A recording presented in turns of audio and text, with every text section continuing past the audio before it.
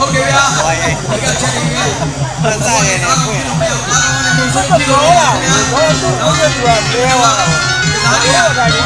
ချက်လေးရှိအောင်ကမ္ဘာနဲ့ကျွန်တော်တို့ရေးလဲအောင်ရေးလည်းထိုးလို့မရဘူးဟုတ်ပြီ